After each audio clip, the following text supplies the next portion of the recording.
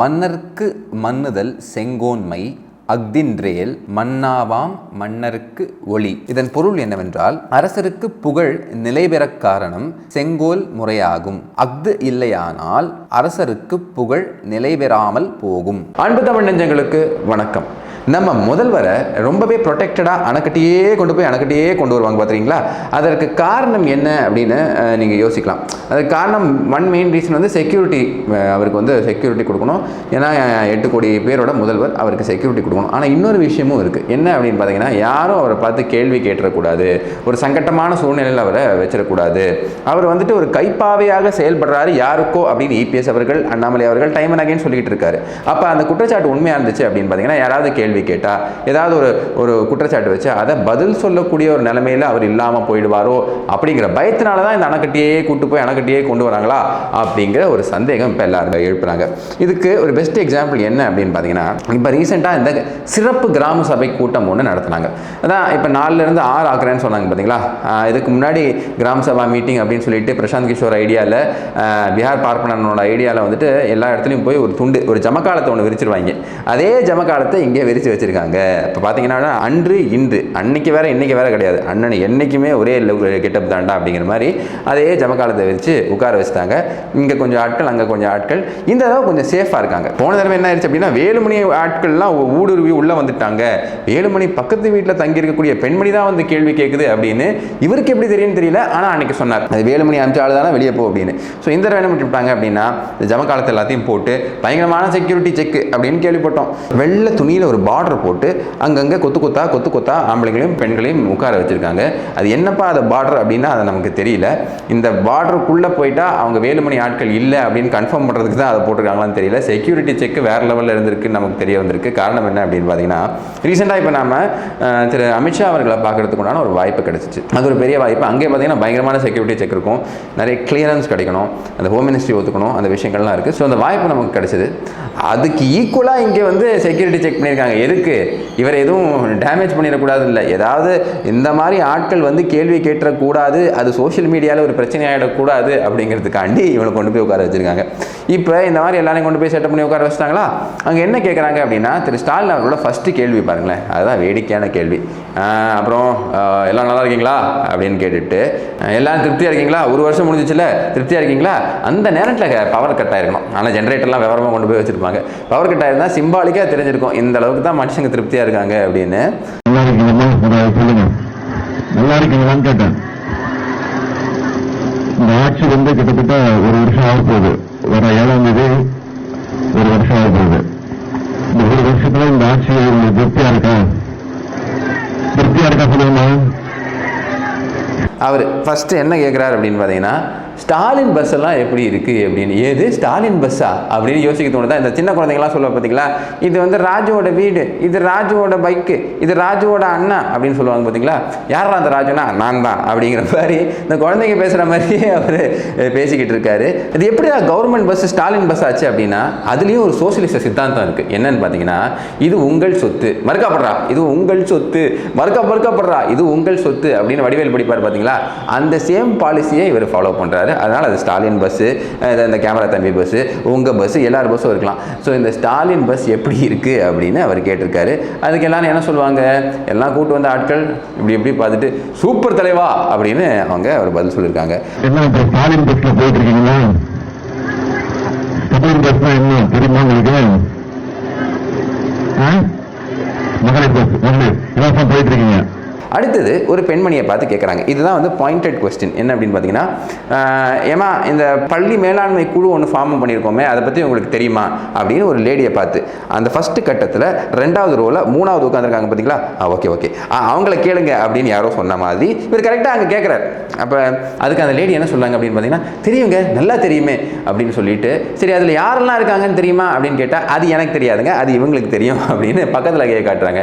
அந்த கொஸ்டின் ஏன்ட்டு கேட்கக்கூடாது, second question நீங்கள் அவங்கள்ட்ட கேட்கணும் அப்படின்னு இன்டைரக்டாக சொல்ல, அவங்க பக்கத்தில் இருக்கிறவங்க என்ன சொல்கிறாங்கன்னா, எனக்கு அதை யாரெல்லாம் இருக்காங்க அப்படின்னு தெரியும் அப்படின்னு.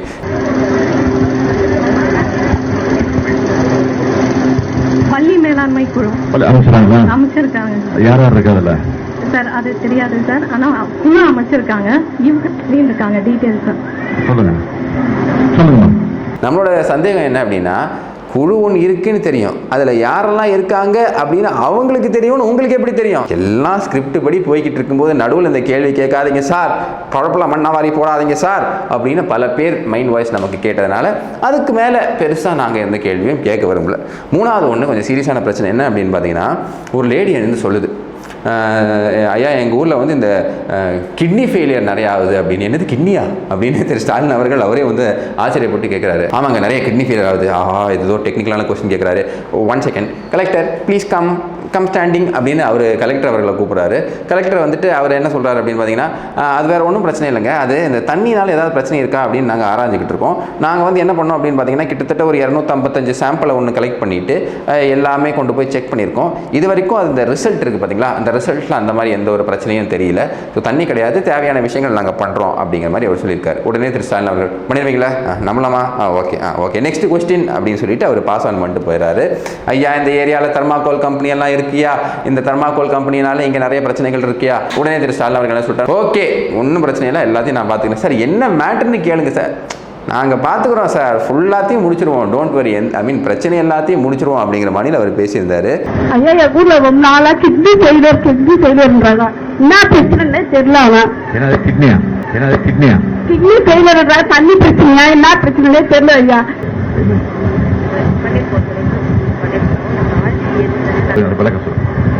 கலெக்டர் கொடுங்க. அடுத்தது இன்னொரு சயின்டிஃபிக்கான கேள்வி ஒன்று கேட்குறாரு. இந்த சயின்டிஃபிக்கான கேள்வி கேட்கணும் அப்படின்னு பார்த்தீங்கன்னா அந்தளவுக்கு ஒரு தாட் ப்ராசஸ் இருக்கணும், அந்தளவுக்கு யோசிக்கலாம் அவரால் கேட்க முடியாது. இங்கே எல்லாருக்கும் தண்ணி கிடைக்குதா அப்படின்னு ஒன்று ஆம்பளைங்களாம் ஆர்வலா சார் அப்படின்னு வந்தாங்க.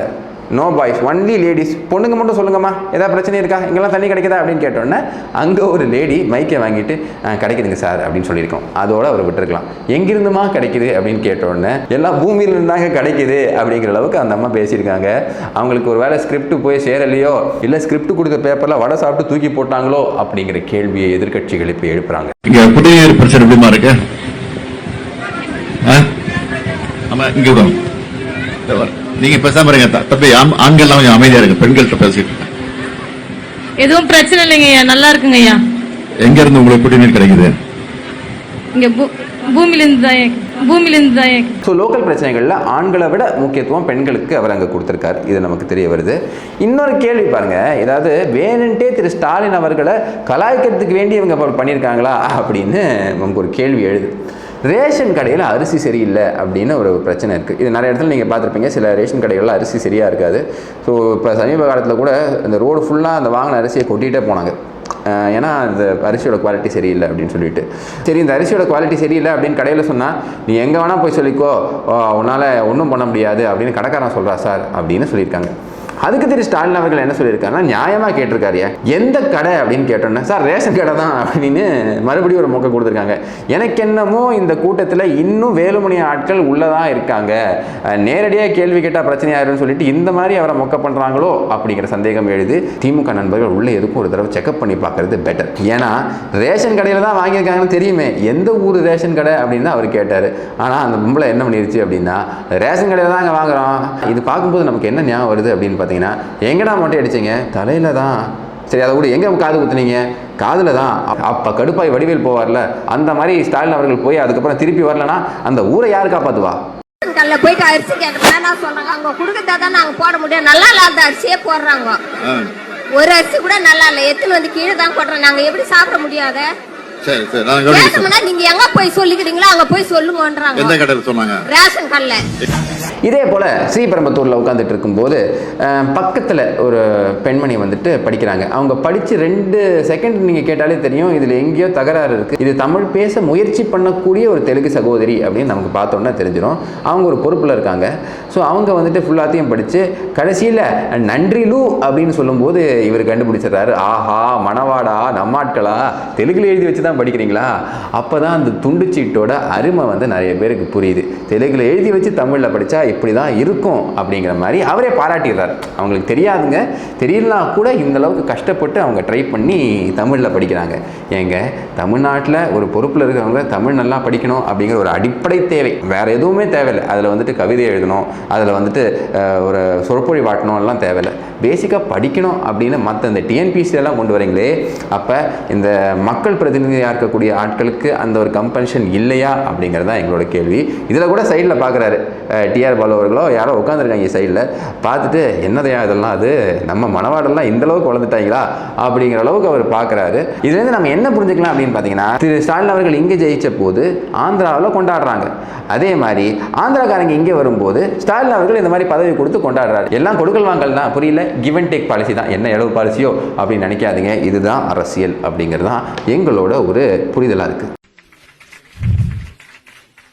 எங்கள் கிராமத்தில் மாடல் வில்லேஜாக மாற்றி அமைப்பேன் என்ற உறுதிமொழி அனைத்தும் கிராம மக்கள் சார்பாக உறுதி அளிக்கிறேன்.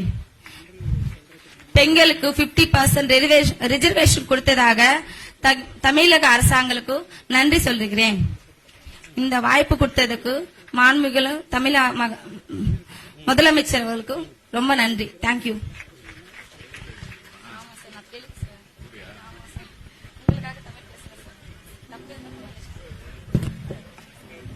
ஊராட்சி தலைவர் வந்து தமிழ்ல நல்லா பேசுறாங்கன்னு பார்த்தேன்.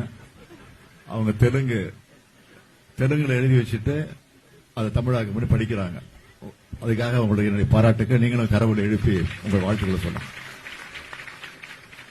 அப்படியே அங்கிருந்து நம்ம ஊரில் இந்த ஊடகங்கள் மெயின் ஸ்ட்ரீம் மீடியாவை பற்றி திருப்பி போவோம். நியூஸ் 18 தமிழ்.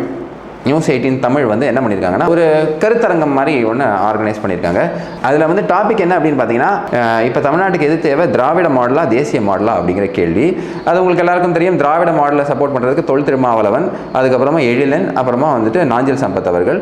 இந்த தரப்பில் பார்த்தீங்க அப்படின்னா திரு கோலாஹல ஸ்ரீனிவாசன் மூத்த பத்திரிகையாளர், அதுக்கப்புறமா புதிய தமிழன் கட்சியோட தலைவர் வந்து திரு கிருஷ்ணசுவாமி அவர்கள், அதுக்கப்புறமா கடைசியாக யாருன்னு பார்த்தீங்க அப்படின்னா திரு ப்ரொஃபஸர் ராம ஸ்ரீனிவாசன் அவர்கள் பாஜகவை சேர்ந்தவர். இப்போ என்ன ஆச்சுன்னா, இந்த எழிலன் அவர்களும் சரி, இந்த விசிகாவை சார்ந்தவரும் சரி, அவங்க க்ரௌடு எல்லாத்தையும் கொண்டு வந்துவிட்டாங்க.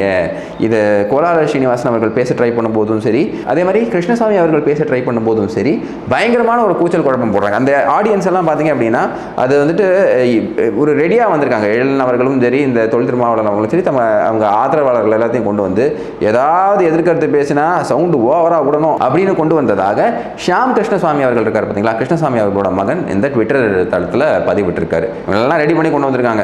ஏதாவது பேச ஆரம்பிச்சு, உண்மையாக பேச ஆரம்பிச்சா கத்துங்க, கூச்சல் போடுங்க, கூப்பாடு போடுங்க, மிரட்டுங்க, அதுக்கப்புறமா ஆட்டத்தை கலைச்சிருவோம் அப்படிங்கிற மாதிரி இவங்க பிளான் பண்ணிட்டு வந்திருக்காங்க. அது ரொம்ப நாள் பண்ண முடியாது.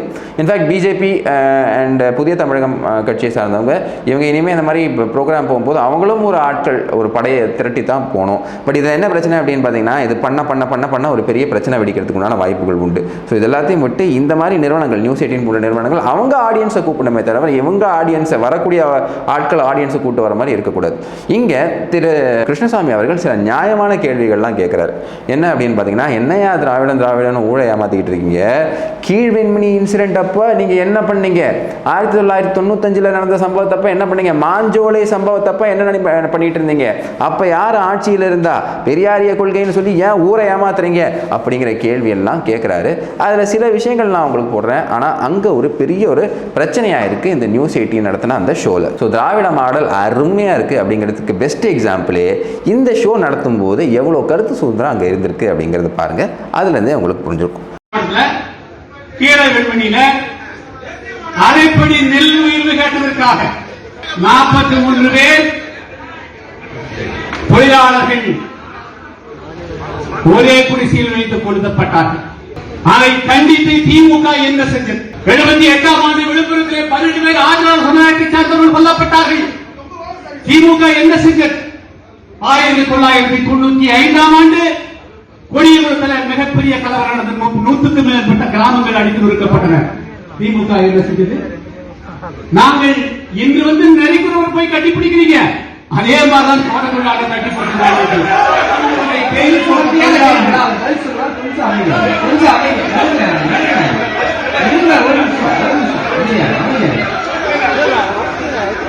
திருநெல்வேலி மற்றும் மாஞ்சோலையில் இதெல்லாம் தானே சமூக, இதெல்லாம் தான் சமூக நீதி. நாங்க போராடுவோம், சமத்துவத்தை உருவாக்குவோம்.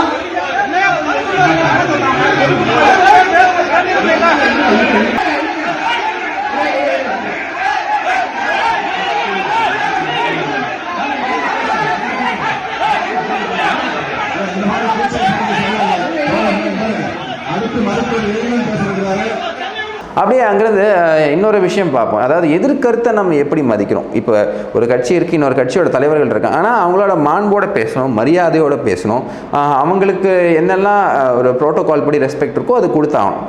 ஆனால் இப்போ ரீசெண்டாக என்ன ஆயிடுச்சு அப்படின்னு பார்த்தீங்கன்னா, திரு நரேந்திர மோடி அவர்களோட ஃபோட்டோ ஏற்கனவே நம்ம பார்த்தோம், ஒரு இடத்துல எடுத்து போனாங்க, இன்னொரு இடத்துல தூக்கி போட்டு உடைக்கிறாங்க. அதை நீ எப்படி பண்ணலாம்? எப்படி நரேந்திர மோடி அவர்களோட ஃபோட்டோவை நீ எடுத்து பண்ணலாம், இந்த மாதிரி உடைக்கலாம் அப்படிங்கிற கேள்வியை பாஜகவை சேர்ந்த திரு எஸ்ஆர் சேகர் அவர்கள் இருக்கார் பார்த்தீங்களா, அவர் ஒரு கேள்வியை எழுப்புறாரு. ஸோ கலெக்டர்கிட்ட போய் இந்த விஷயம் சொல்ல போகும்போது அவரோட அந்த ஆட்டிடியூட் சரியில்லை, அவர் வந்து கம்ப்ளைண்ட்லாம் வாங்க மாட்டேன், ஒரு மாவட்ட செயலாளர் மாதிரி செயல்படுறாரு இந்த கலெக்டர் அப்படிங்கிற குற்றச்சாட்டை திரு எஸ்ஆர் சேகர் அவர்கள் வைக்கிறார். சாதாரணமாக உள்ள போய் ஒரு பிரதமருடைய படத்தை வீசி எறிஞ்சதுக்கு இவங்கள்ட்ட பிச்சை எடுக்கணுமா?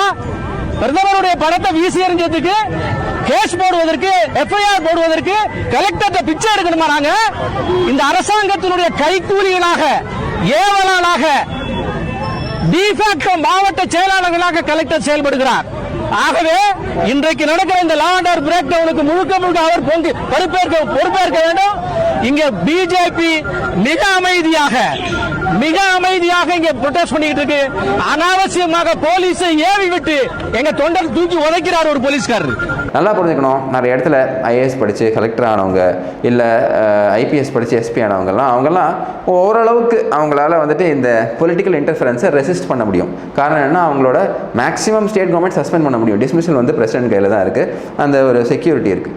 ஆனால் இந்த டிஎன்பிஎஸ்சியிலேருந்து கன்ஃபர்ட் ஆகி வருவாங்க பார்த்தீங்களா, அவங்களுக்கு இருக்கக்கூடிய கம்பல்ஷன் ரொம்ப ஜாஸ்தி, அவங்களுக்கு இருக்கக்கூடிய அந்த ப்ரெஷர் ரொம்பவே ஜாஸ்தி. அதாவது அந்த டிஎஸ்பியாக இருந்தாலும் சரி, அதுக்கப்புறம் டெப்டி கலெக்டராக இருந்து மேலே வருவாங்க பார்த்தீங்களா, அவங்கள வந்து அவங்க ரொம்ப டார்ச்சர் பண்ணுவாங்க இந்த பொலிட்டிஷியன்ஸ். நாங்கள் சொல்கிறது செய்யலாம், நாளைக்கு பாரு உனக்கு என்ன ஆகும் அப்படின்னு. ஸோ அந்த மாதிரி ஒரு இன்டர்ஃபரன்ஸ் இங்கே ஜாஸ்தியாக இருக்குது. அதுவும் இந்த ஆட்சியில் இப்போ ப்ரோட்டோகால் படி யாரோட ஃபோட்டோலாம் வைக்கலாம் அப்படின்னு பார்த்தீங்கன்னா, அந்த லிஸ்ட்டு நான் உங்களுக்கு காட்டுறேன்.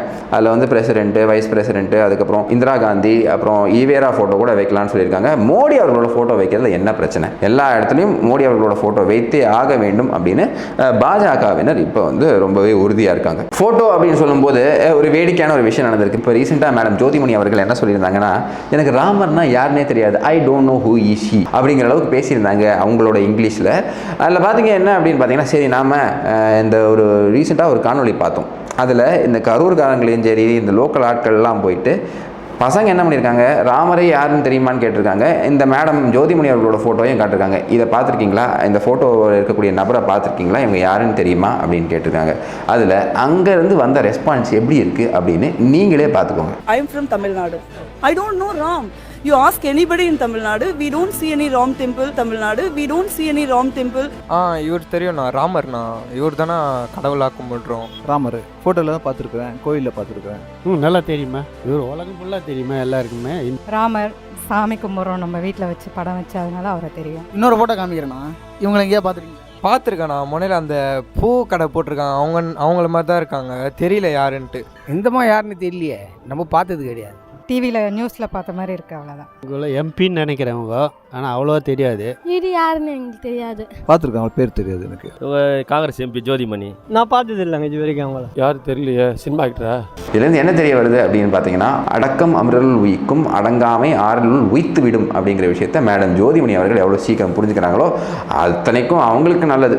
அப்படியே அங்கேருந்து இபிஎஸ் அவர்கள்கிட்ட வருவோம். இபிஎஸ் அவர்கள் இந்த விசி இருக்காங்க பார்த்தீங்களா, அதாவது துணைவேந்தரை பற்றி இந்த மசோதா கொண்டு வராங்களே, அதை பற்றி என்ன நினைக்கிறீங்கன்னு கேட்கும்போது, ஏற்கனவே 11 கிடக்குது, அதே மாதிரி 12ஆவதையும் அவர் வாங்கி வச்சுப்பாரு, எதுவும் பாஸ் பண்ண மாட்டார் கவர்னர் அப்படிங்கிற மாதிரி சொல்லியிருந்தாரு. அதாவது 10ஓட எப்படி 11 மாதிரி இது 12, அவ்வளோதான், வேற ஒன்றும் இல்லை புதுசாக. இப்போ பாருங்க, திரு இபிஎஸ் அவர்களோட ஒரு ஸ்டேட்மெண்ட் ரொம்ப இன்ட்ரெஸ்டிங்கான ஸ்டேட்மெண்ட். இதுதான் வந்துட்டு அரசியல், இதை தான் நம்ம எல்லாரும் புரிஞ்சுக்கணும். இந்த நீட் மசோதா எதிர்ப்பு அப்படின்னு ஒன்று வருது பார்த்தீங்களா, அது திமுக எதிர்க்குது, நீங்களும் சேர்ந்து எதிர்க்கிறீங்க. உங்கள் காலத்துலேயும் வந்துட்டு ஒரு ரெசல்யூஷன் பாஸ் பண்ணுறீங்க, இவங்களும் ஒரு ரெசல்யூஷன் பாஸ் பண்ணுறாங்க. சட்டப்படி இது செல்லுபடி ஆகாது அப்படின்னு தெரியும், பட் இருந்தாலும் நீங்களும் அதை ஆதரிக்கிறீங்க, அவங்களும் இது பண்ணுறாங்களே, என்ன இதெல்லாம் வேடிக்கையாக இருக்கே, ஏன் இதை பண்ணுறீங்க அப்படிங்கிற மாதிரி அசோக வர்தினி அவர்கள் கேள்வி கேட்குறாங்க. இதுக்கு அவங்க என்ன சொல்கிறாரு அப்படின்னு பார்த்தீங்கன்னா, ஏதாவது ஒரு வாய்ப்பு இருந்தால் நாங்கள் ஆதரிப்போம், ஆனால் சட்டப்படி இது செல்லாது அப்படின்னு சொல்கிறாங்க. சிம்பிளாக புரிஞ்சுக்கணும் அப்படின்னா, சார் நீட்டு அப்படிங்கிறது தமிழக மக்களுக்கு எதிரானது அப்படிங்கிற ஒரு பிம்பத்தை கிரியேட் பண்ணிட்டாங்க இங்கே இருக்கக்கூடிய ஆர்எஸ்பி மீடியா. ஸோ அந்த பிம்பத்தை வச்சு திமுக அரசியல் பண்ணுதா, நாங்களும் அரசியல் பண்ணுவோம். மும்மொழி கொள்கையை வச்சு திமுக அரசியல் பண்ணுதா, நாங்களும் அரசியல் பண்ணுவோம். பட் இருந்தாலும் மக்களுக்கு அந்த நன்மையை பண்ணிட்டு டேமேஜ் இல்லாமல் பண்ணுவோம். அதனால தான் 7.5% உள்ஒதுக்கீடு அப்படிங்கிற ஒரு விஷயத்தை நாங்கள் கொண்டு வந்தோம். அப்படிங்கிற மாதிரி தான் இந்த விஷயத்தில் நாம் புரிஞ்சுக்கணும். அவர் என்ன சொல்கிறாரு அப்படிங்கிறத நீங்கள் பாருங்கள். பட் இருந்தாலும் இது அரசியல், இது அவங்க பண்ணுறாங்க, நாங்கள் தனியாக போக முடியாது, அப்புறமா பாஜக கைக்கூலி அப்படின்றவாங்க. அதனால் நாங்கள் அந்த அரசியலை பண்ணுறோம், பட் சேம் டைம் மக்களுக்கு தேவையானதையும் பண்ணிடுறோம். இதில் சட்ட சிக்கல்கள் இருக்குது, கவர்னர் அதெல்லாம் பார்த்து தான் பண்ணுவார் அப்படிங்கிற விஷயத்தை முன்னாள் சீஃப் மினிஸ்டர் பதிவு நிறுத்தியாக நம்ம என்ன சொல்ல விரும்புகிறோம்னா, போன வருஷமே இந்த கிராம சபை தில்லாலங்கடிகள் அப்படின்னு சொல்லிட்டு ஒரு வீடியோ நாங்கள் போட்டுருவோம். அதோட லிங்க் நான் உங்களுக்கு காட்டுறேன். அதில் கனிமொழி அவர்கள், திரு உதயநிதி ஸ்டாலின் அவர்கள், அதுக்கப்புறம் ஸ்டாலின் அவர்கள், இவங்கெல்லாம் பண்ண அந்த அற்புதமான செயல்கள்லாம் வந்து அதில் இருக்கும். அதை நீங்கள் வந்து ஒரு தடவை பார்த்தீங்க அப்படின்னா, அன்றும் இன்றும் என்ன மாற்றம், ஒன்றும் இல்லை, மக்களோட வாழ்வு மேம்பட்டிருக்கா அப்படின்னு பார்த்தீங்கன்னா அதெல்லாம் ஒன்றும் கிடையாது. பட் இருந்தாலும் இது வந்து ஒரு காமெடி விஷயமாக ஆக்காமல் இந்த கிராம சபை அப்படிங்கிற அந்த கூட்டத்தை வந்து ரொம்பவே சீரியஸாக பார்க்கணும். இந்த கிராம சபையில் இருக்கக்கூடிய முக்கியமான 4 பிரச்சனைகள், அந்த கிராமத்தில் இருக்கக்கூடிய முக்கியமான 4 பிரச்சனைகள் எல்லா தடவையும் 6 தடவை இருக்கா, அப்போ எல்லா தடவையும் இந்த தடவை இதுதான் பிரச்சனை, இது அடுத்த தடவை தீர்வு காண முடியுமா, இல்லை இது கேரி ஓவர் பண்ணி எப்போ நம்ம தீர்வு காண முடியும் அப்படிங்கிற முடிவுகள் மக்களாக எப்படி ராஜராஜ சோழன் காலத்தில் இந்த ஊர் சபா இதெல்லாம் வந்துட்டு தேவையான முடிவுகள் எடுத்ததோ அந்த மாதிரி இதை திருப்பி ஆக்டிவாக கொண்டு வரணும். சும்மா இதை வச்சு ஒரு பாவலா காட்டுறது, மக்களை மிரட்டுறது, இந்த கேள்வி தான் கேட்கணும் அப்படின்னு பண்ணாமல் இதுக்கு உயிரோட்டம் கொடுக்க வேண்டும். அப்போ தான் வந்து உண்மையிலேயே ஜனநாயகம் சக்சீட் ஆகும் அப்படிங்கிற கருத்தோட உங்ககிட்ட இருந்து விடைபெறேன். இணைந்ததுக்கு நன்றி, வணக்கம். வந்தே மாத்திரம், பாரத் மாதா கி ஜெய். வாழ்க நம் பாரதம். ஜெய்ஹிந்த். எத்தனை காலந்தான் ஏமாற்றுவார் இந்த நாட்டிலே.